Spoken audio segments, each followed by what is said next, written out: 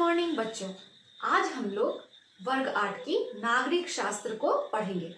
तो नागरिक शास्त्र का जो पहला अध्याय है वो है हमारा संविधान।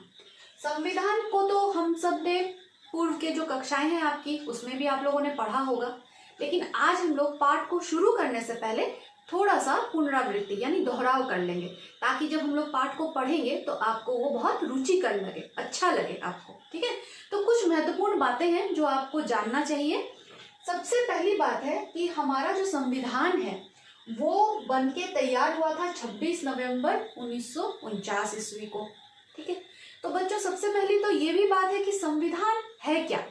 संविधान यानी वैसा नियम कानून, इसमें वो हर बातें लिखी गई हैं जो एक देश को अच्छे से चलाने के लिए जरूरी है। उसमें हमारे हित की बातें लिखी गई है, कानून कौन कौन से हमें मानना है वो लिखी गई हैं, किस तरह से हमारा देश चलेगा वो सारी बातें लिखी गई हैं। तो ऐसे बहुत सारी बातें लिखी गई हैं जिससे कि एक देश चल सके सही रूप से। देखिए, आप लोग खाना खाते हैं, उसके लिए भी एक नियम है कि अच्छे से खाना को चबा के खाना चाहिए ताकि हम लोगों का जो भोजन है वो अच्छे से पच जाए। ठीक है ना। फिर हाथ भी धोना चाहिए खाना खाने से पहले, ये भी एक नियम है। हर कोई भी कार्य हम लोग करते हैं, हर कार्य का एक नियम होता है। ठीक है, आप लोग विद्यालय जाते हैं, ठीक, तो विद्यालय में आप लोग बिना कॉपी किताब कलम लिए चले जाएंगे तो पढ़ाई लिखाई होगी सही से? नहीं होगी। तो इसके लिए आपको क्या करना है, एक नियम से आपको सुबह उठना है, नाश्ता कर लेना है, समय पे स्कूल पहुंचना है, कॉपी किताब कलम सब कुछ लेके पहुंचना है। ठीक वैसे ही यदि हमारे देश में ये संविधान नहीं रहेगा तो हम लोग कोई नहीं समझ पाएंगे कि ऐसे हमें चलना है। कोई कुछ करेगा, कोई कुछ करेगा, तो देश में जो है ना पूरा उथल पुथल मच जाएगा। इसलिए बच्चों संविधान जो है वो बहुत जरूरी है। तो जब हमारा देश जो है आजादी की लड़ाइयां लड़ रही थी और पूरा अंग्रेजी शासन से यहाँ तबाह एकदम लोग त्रस्त थे, तो उस समय जो हमारे नेता लोग थे, जो स्वाधीनता संग्रामी लोग थे, उन लोगों ने ऐसा सोचा कि जब हमारा देश आजाद हो जाएगा तो हम लोग इस तरह के कानून बनाएंगे जिससे कि लोगों की भागीदारी, यानी यहाँ पे जो हमारे यहाँ रहने वाले लोग हैं उसकी भागीदारी सबसे अधिक होगी कानून बनाने में। ठीक है, और कानून ऐसा बनेगा जो सबको सही से रख सके, अच्छे से रख सके। ठीक है, तो आज हम लोग इसी संविधान के बारे में जानेंगे। तो बच्चों सबसे पहला ये महत्वपूर्ण दिन है 26 नवंबर 1949। आप लोग प्रस्तावना दिवस के रूप में इसको मनाते हैं। तो इस दिन हुआ क्या था? इस दिन संविधान का जो प्रारूप है वो सभी के सामने लाया गया था। लेकिन फिर ये सवाल उठता है कि फिर 26 जनवरी 1950 को क्या हुआ था? तो बच्चों 26 जनवरी 1950 जो है, इस दिन हमारा संविधान हमारे देश में लागू किया गया। अब इतनी देर क्यों हुई? ये इसलिए हुआ क्योंकि 26 जनवरी 1930 ईस्वी में कांग्रेस पार्टी के द्वारा इसी दिन को स्वाधीनता दिवस के रूप में मना लिया गया था। लेकिन जब हमारा देश आजाद हुआ 15 अगस्त 1947 को, जब वो देश हमारा आजाद हो गया तो संविधान लिखने का सब लोगों ने सोचा। अब संविधान जो लिखने का जो दिन है वो लगा हम लोगों को करीब 2 वर्ष 11 महीने और 18 दिन लग गए संविधान को लिखने में। ठीक है, जब संविधान बन के तैयार हो गया 49 ईस्वी में, तो सब लोगों ने सोचा कि नहीं, इसको अभी नहीं करते हैं, हम लोग इसको 26 जनवरी के दिन लागू करते हैं, क्योंकि 26 जनवरी जो है वो यादगार रूप में मनाया जाएगा कि उस दिन हम लोग पहला स्वाधीनता का दिन भी मनाए थे, तो उस दिन हम लोग अपना गणतंत्र का दिन मनाएंगे, यानी हमारा संविधान देश के सामने आएगा और लागू किया जाएगा। तो इसीलिए 26 जनवरी 1950 महत्वपूर्ण है। इसके बाद ये जानना आपको जरूरी है कि ये जो समिति बनी थी, एक समिति बनी थी, एक कमेटी बना था। ठीक है, एक सदस्य, जैसे हम आपके स्कूल में क्या है, माता समिति है ना, तो माता समिति क्या करती है, सब कुछ सुचारू रूप से चलाती है, सारा कुछ करती है। आपके विद्यालय में भोजन पानी कहाँ से क्या होगा सबका देखभाल करती है। ठीक उसी तरह से यहाँ पे भी एक सदस्य का टीम बना था। लेकिन इसमें कितने लोग थे? 299 लोगों का एक सदस्य का समिति गठित हुआ। और जैसे कि आपके विद्यालय में भी माता समिति के अध्यक्ष हैं, ठीक उसी तरह से यहाँ पे भी जो अध्यक्ष थे उनका नाम था डॉक्टर BR अम्बेडकर, भीम राव अम्बेडकर, बाबा साहेब के नाम से भी उनको हम लोग जानते हैं।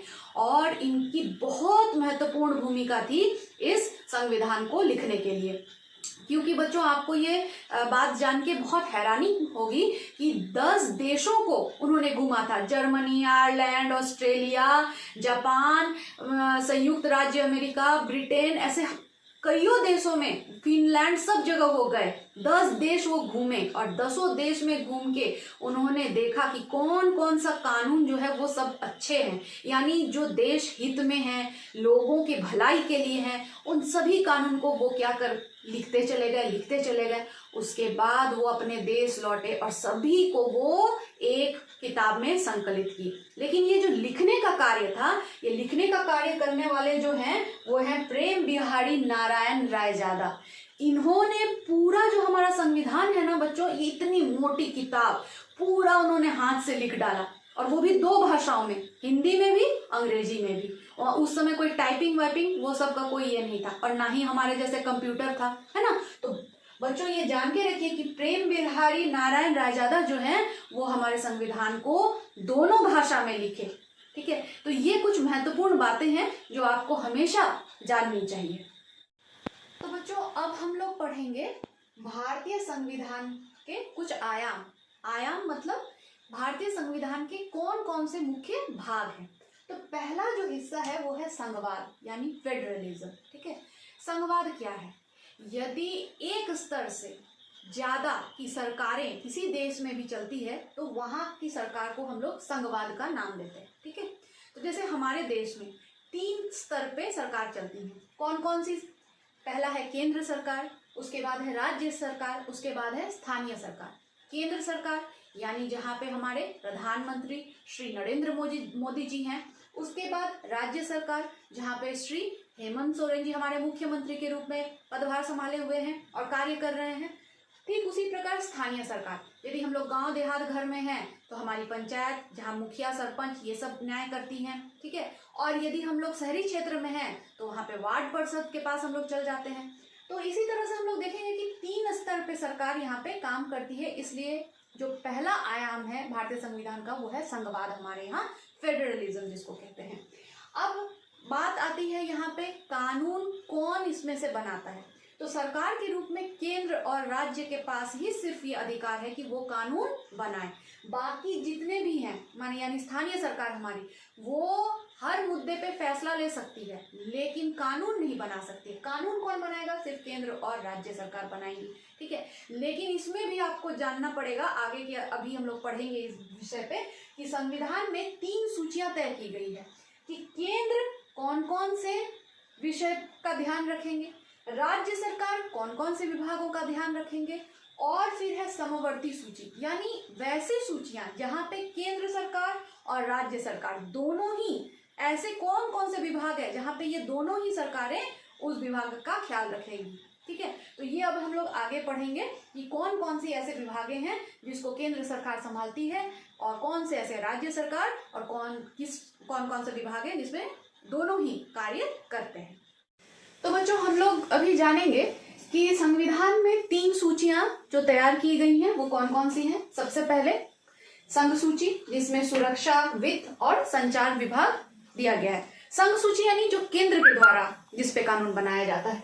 तो इसमें सुरक्षा विभाग भी आता है। वित्त यानी जो जिसमें पैसे कौड़ी का लेन देन, कहाँ से क्या होगा, बाहर से कौन सा सामान आएगा, कितना पैसा में आएगा, हमारे रुपया का जो मूल है वो क्या होगा बाहरी देशों में, ये सभी बातें जो है वो वित्त विभाग के अंदर आती है। संचार यानी जो हम लोग एक दूसरे से जैसे टेलीफोन के माध्यम से बात करते हैं, मोबाइल के माध्यम से बात करते हैं, न्यूज़पेपर, अखबार, ये सब माध्यम से, फिर आपका जो हम लोग टीवी देखते हैं उसमें हम लोग संचार के माध्यम से वहां से भी जानते हैं। तो संचार के बहुत सारे माध्यम है बच्चों। तो वो सारा जो विभाग है संचार का, ये विभाग किसके अंदर है? केंद्र के अंदर। ठीक है, और केंद्र के अंदर जो भी विभाग है उसको संघ सूची में डाला गया है। ठीक है, सुरक्षा यानी आप देखेंगे कि हम लोगों का देश का एक आंतरिक सुरक्षा है, यानी जो अंदर में हम लोगों की व्यवस्था है कि हम लोग सही से रहें, हर तरफ कोई भी कुछ दिक्कत होती है तो हम लोग पुलिस के पास जा सकते हैं, ये सब। और फिर एक है बाहरी सुरक्षा। बाहरी सुरक्षा यानी जैसे देखिए भारत और पाकिस्तान के बीच में एक बॉर्डर लाइन है, वहां पे आपको पता है कि किस तरह से सेना तैनात रहती है। फिर भारत और चाइना के बीच में एक बॉर्डर है, वहां पे भी सेना तैनात रहती है। तो इस तरह से सुरक्षा का जो वो विभाग है वो देखभाल करने वाला है हमारा केंद्र। इसके बाद आ जाते हैं हम लोग राज्य सूची में। राज्य सूची में क्या क्या है? भूमि। तो भूमि है सबसे पहला। तो भूमि, जहां पे राज्य है वहां की जितनी भूमि है वो उसके अंदर उसका जिम्मेवारी। और भूमि सुनते ही शब्द हम लोगों को किसकी बात याद आ जाती है? किसान की, क्योंकि भूमि में काम करने वाले कौन है? किसान है हमारे। तो जो भूमि है, कृषि है, ये सभी जो है वो राज्य के अंदर आती है। ठीक है, राज्य इस पे कानून बना सकता है। साथ ही पुलिस बल, आप देखेंगे कि राज्य सरकार के अंदर भी पुलिसकर्मी काम करते हैं। ठीक है, तो ये 3 विभाग राज्य के अंदर आते हैं। इसके बाद की सूची है समवर्ती सूची, यानी जैसा हम लोग इससे पहले चर्चा कर रहे थे, समवर्ती सूची यानी जो केंद्र और राज्य दोनों जो है वो इस सूची में अपना योगदान देते हैं। जैसे शिक्षा, यानी जो आप लोग विद्यालय में पढ़ रहे हैं, हम लोग पढ़ा रहे हैं, कॉलेज हो, विद्यालय हो, जितने भी इस तरह के पढ़ाई के व्यवस्था है, सभी में क्या करता है? केंद्र और राज्य दोनों मिलकर कानून बनाते हैं। उसके बाद आ गया हमारा स्वास्थ्य व्यवस्था, यानी जो हम लोग डॉक्टर के पास जाते हैं, अपना इलाज कराते हैं, हॉस्पिटल वगैरह जितना है, अस्पताल, सब कुछ ये सब दोनों मिलकर बनाती है। केंद्र भी राज्य भी इसके ऊपर कानून बनाती है। उसके बाद पर्यावरण, देखिए पर्यावरण तो हमारे चारों तरफ है, तो इस पे भी जो कानून है वो दोनों मिलकर बनता है, केंद्र और राज्य। ठीक है, तो अब बच्चों एक चीज इसमें सबसे गौर करने वाली बात यह है कि इसके बावजूद मान लीजिए कि कभी कोई ऐसा इसमें सवाल हुआ कि केंद्र का नियम लागू हो या राज्य का नियम लागू हो, जो कि इस तीनों विभाग में है, तो यहाँ पे जब इस तरह की कुछ बात उठती है तो हमेशा जान के रखिए कि राज्य का नियम लागू नहीं होता है, केंद्र का नियम ही जो है वही सर्वमान्य हो जाता है। ठीक है, वही सबको मानना पड़ेगा अगर कहीं किसी बात पे विवाद हुआ केंद्र और राज्य के बीच में। ठीक है, लेकिन फिर भी यदि राज्य पहले से ही, मान लीजिए कि कोई एक ऐसा मुद्दा बना जिसपे राज्य को मन नहीं है कि केंद्र सरकार जो बात बोल रही है वो हम सुने, तो राज्य क्या कर सकता है? राज्य सरकार क्या कर सकता है? वो नियम का एक जो उसका अपना नियम है, उस नियम को वो जाके राष्ट्रपति के सामने पेश कर सकता है। और राष्ट्रपति अगर उस पर साइन कर दिए, हस्ताक्षर कर दिए बच्चों, तो ये जान लीजिए तब वो वही नियम जो है वही लागू होगा, तब केंद्र का नियम लागू नहीं होगा। ये तभी होगा यदि दोनों में किसी भी कानून के ऊपर मतभेद हो तो। भारतीय संविधान का जो दूसरा आयाम है वो क्या है? संसदीय शासन पद्धति। ठीक है, संसदीय शासन पद्धति क्या है? इसमें 2 भागों में इसको विभाजित किया गया है बच्चों। एक है हमारी व्यवस्थापिका और दूसरा है कार्यपालिका। व्यवस्थापिका क्या करती है? कानून बनाती है। कार्यपालिका क्या करती है? उस कानून का पालन करती है। मतलब वो कानून किस तरह से हमारे पूरे देश में लागू हो, कैसे वो सुचारू रूप से काम करे, इसका ध्यान कार्यपालिका का रहता है। और हमारे देश में ये दोनों ही विभाग जो है, यानी व्यवस्थापिका और कार्यपालिका, ये बहुत आपस में सामंजस्य बना के काम करते हैं। सामंजस्य मतलब एक दूसरे के साथ हाथ मिला के काम करते हैं। ठीक है, मान लीजिए ये कानून बना दिया और कार्यपालिका उसको किया ही नहीं, कुछ कानून को लागू ही नहीं किया, तो बेकार हो जाएगा कानून बनाना। इसलिए ये दोनों ही आपस में पूरा काम एक दूसरे के साथ मिल बांट के करती है।